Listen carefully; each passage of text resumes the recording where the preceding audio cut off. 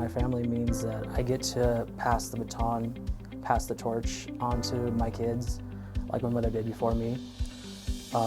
We came to this country with nothing besides the clothes on our backs. My mother worked multiple jobs to support my siblings and I. She worked at hotels, restaurants, as a dishwasher. And growing up, her dream was go to school so you're not changing bed sheets, washing dishes, or burning yourself over the flame. And to graduate means that I was able to fulfill her dream for us, as well as my dream for myself, and pass it on to my kids and truly become the bridge for future generations.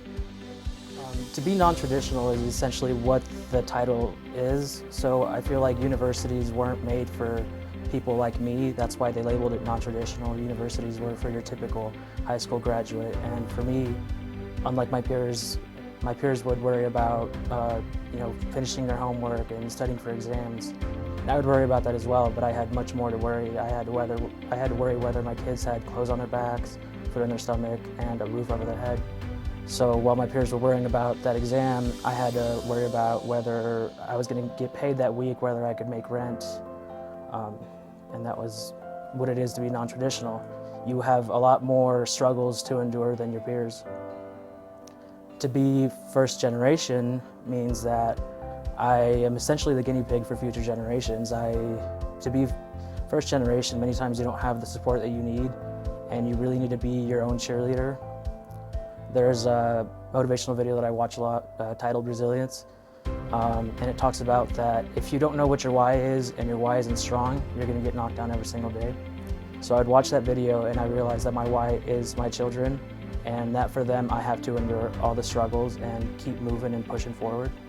So to be first generation means that I have to endure all this and make all these sacrifices for them to be successful and for them to see my dad was able to do this. He was able to graduate college, work multiple jobs, and he did it, so we can too. I started the construction industry when I was 13 years old. I helped my stepfather tear shingles off roofs. Prior to that, I helped a mechanic friend of ours in an automotive shop. I'd work all day Saturday, all day Sunday, 24 hours for $20 for the whole weekend. My mother met my stepfather and he's like, "You're only getting $20? And he's like, "Yeah, well, come help me. I'll give you $100 a day to tear shingles off roofs." And I was like, "Okay, yeah, sure." It was extremely hard work, but really rewarding.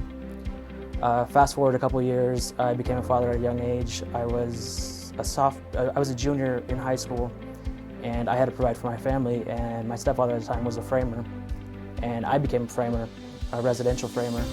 I was a laborer to start, and then I quickly learned the trade, and I fell in love with it.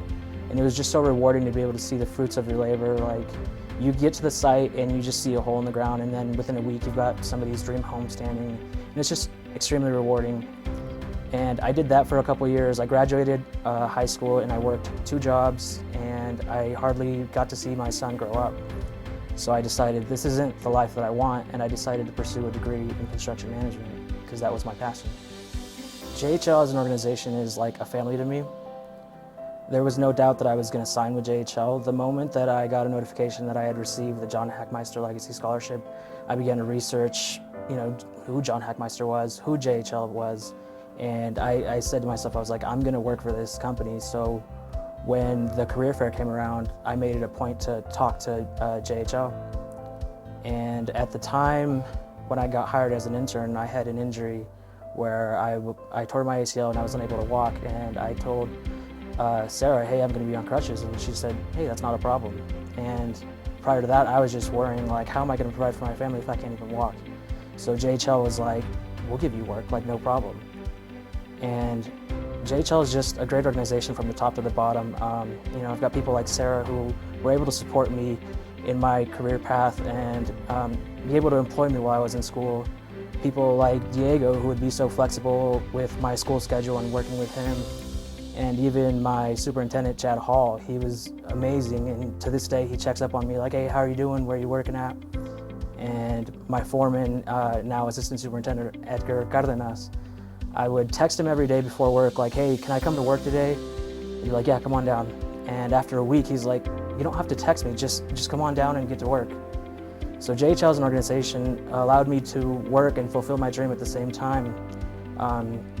In the beginning of my educational career, I really struggled to work and go to school, and JHL made it so much easier because they were so flexible and nobody ever batted an eye. They were so flexible with my schedule, and it was amazing. So I'm truly blessed to be with an organization that is so generous and believed in me and took a shot at me.